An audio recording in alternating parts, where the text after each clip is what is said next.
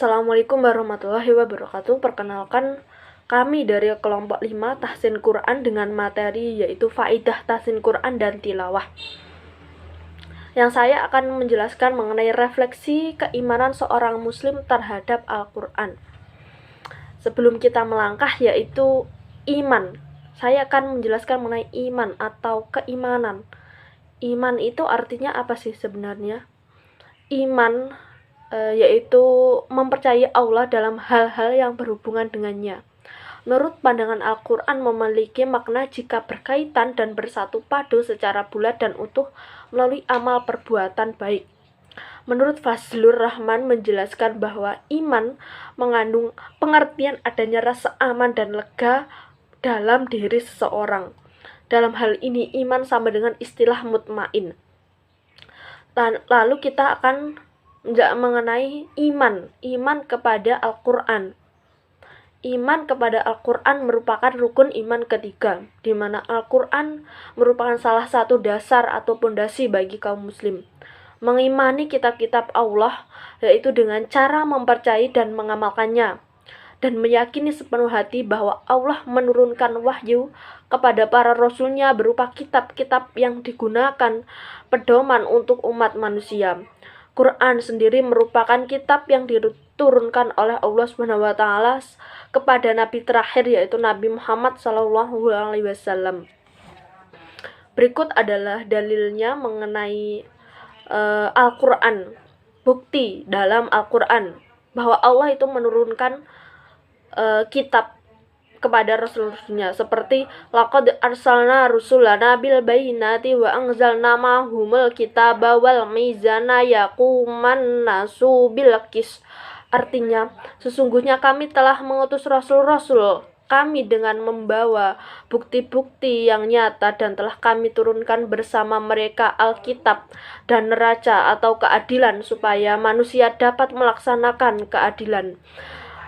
Dalam Al-Quran surat ke-57 ayat 25. Selanjutnya yaitu tadi sudah menyinggung mengenai iman. Selanjutnya kita cara beriman kepada Al-Quran. Seorang muslim itu bagaimana cara mengimani Al-Quran? Yang pertama yaitu meyakini bahwa kitab-kitab Allah itu benar-benar wahyunya Allah, bukan karangan Nabi Muhammad SAW. Yang kedua yaitu meyakini bahwa isi Al-Quran itu benar dan tidak ragu sedikit pun. Yang ketiga yaitu mempelajari, memahami dan menghayati isi Al-Quran. Yang keempat yaitu mengamalkan ajaran-ajaran Al-Quran dalam kehidupan sehari-hari. Selanjutnya yaitu iman kepada Al-Quran harus dibarengi dengan kewajiban seorang muslim terhadap Al-Quran, seperti membaca dan menghafalkan Al-Quran. Sabda Nabi yang memerintahkan agar umat muslim rajin membaca Al-Quran seperti dalam hadis riwayat Muslim, yaitu bacalah Al-Quran karena ia akan datang pada hari kiamat sebagai pemberi syafaat bagi orang yang membacanya. Yang kedua yaitu mentadaburi atau mempelajari Al-Quran. Allah berfirman yaitu, maka apakah mereka tidak memperhatikan Al-Quran ataukah hati mereka terkunci? Dalam Muhammad yaitu ayat surat 47 ayat 24. Maaf apabila salah ya teman-teman. Yang selanjutnya yaitu ketiga, mengajarkan Al-Quran. Dalam hadis riwayat Muslim menjelaskan bahwa apabila manusia meninggalkan dunia, maka terputuslah segala amalnya kecuali 3 perkara yaitu sedekah jariyah, ilmu yang bermanfaat dan anak salih yang mendoakannya. Yang selanjutnya yaitu mengamalkan Al-Quran.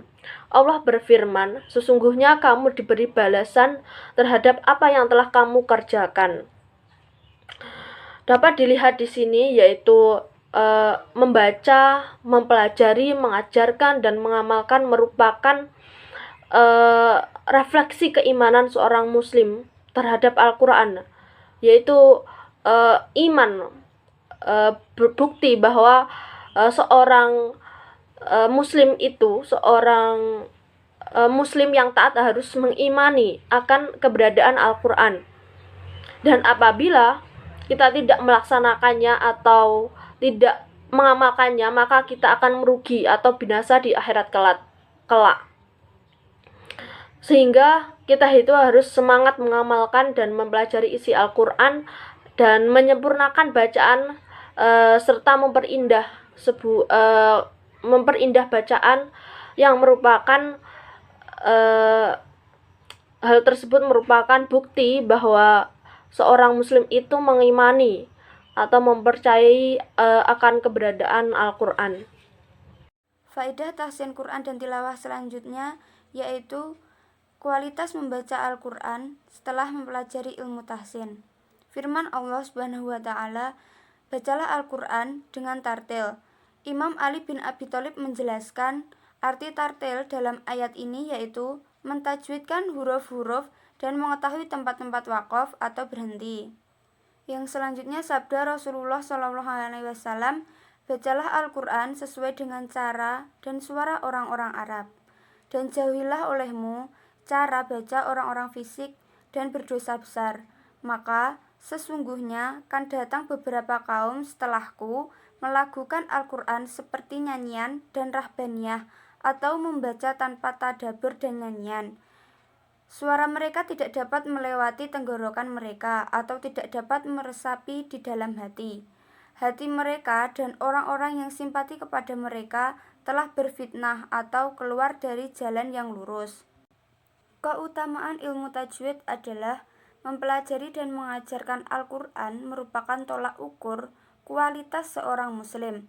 Rasulullah SAW bersabda, sebaik-baik kalian adalah yang mempelajari dan mengajarkan Al-Quran.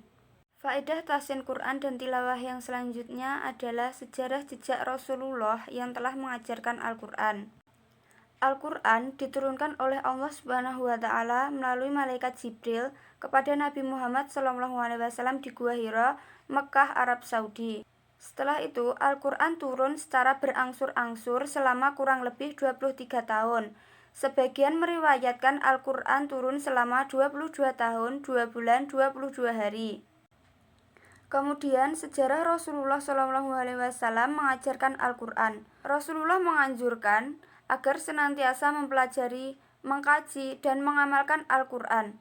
Rasulullah SAW selalu berpesan satu hal kepada rombongan-rombongan Badui yang datang dan memeluk agama Islam, serta kepada para sahabat, muliakanlah kitab suci Al-Quran, demikian petunjuk Nabi. Dan ada 3 unsur utama yang perlu diperhatikan dalam rangka memuliakan kitabullah, yakni membaca, mempelajari, dan mengamalkan Al-Quran. Dan itu semua sudah dicontohkan Nabi SAW. Kepada para sahabat, Rasulullah SAW menganjurkan agar senantiasa mempelajari, mengkaji, serta mengamalkan Al-Quran. Pelajarilah oleh kalian Al-Quran dan kajilah dia, karena Al-Quran bagi yang mempelajari bagaikan wadah yang berisi penuh kasturi, harum semerbak memenuhi tempat sekelilingnya. Implementasi seruan itu dilaksanakan dalam majelis Rasulullah, yang kemudian menjadi pusat menyebarluaskan ilmu dan ajaran agama. Dalam majelis ini, Rasulullah memimpin tadarus sekaligus mengontrol dan memperbaiki bacaan para sahabat Nabi. Inilah petunjuk dan pedoman bagi umat manusia guna mencapai kebahagiaan hidup di dunia dan akhirat. Tiada kepalsuan dalam Al-Quran, yang adalah kalam atau perkataan Allah Subhanahu wa Ta'ala yang diwahyukan kepada Rasulullah. Al-Quran juga sumber segala ilmu pengetahuan. Sehingga dengan isi kandungannya, umat muslim sepanjang zaman dapat mempelajari keajaiban alam semesta untuk dimanfaatkan bagi kemaslahatan manusia. Tidak ada sesuatu pun yang kami luputkan di dalam kitab, kemudian kepada Tuhan mereka kumpulkan. Quran Surat Al-An'am ayat 6. Dengan keutamaan itu, tidaklah mungkin bagi seorang muslim untuk mengabaikan Al-Quran, enggan membaca maupun merefleksikan makna-maknanya. Nabi pun mengibaratkan orang yang tidak membaca Al-Quran seperti buah kurma yang tidak memiliki bau namun rasanya manis. Tidak hanya itu, Rasulullah juga selalu menekankan agar umat yang telah mengerti Al-Quran dapat mengajarkan membaca kitab suci ini kepada orang lain, seperti berlangsung dalam majelis Rasulullah tadi. Dari materi di atas dapat disimpulkan bahwa para nabi dan rasul sudah mengajarkan betapa pentingnya membaca Al-Quran dan pahala yang didapat dalam membaca Al-Quran, sehingga beliau mengajak para sahabat dan umatnya untuk membaca dan mengamalkan Al-Quran. Dari materi di atas dapat disimpulkan bahwa para nabi dan rasul sudah mengajarkan betapa pentingnya membaca Al-Quran dan pahala yang didapat dalam membaca Al-Quran, sehingga beliau mengajak para sahabat dan umatnya untuk membaca dan mengamalkan Al-Quran. Berikut dalil-dalil yang membuktikan sejarah jejak Rasulullah yang telah mengajarkan Al-Quran sebagai berikut.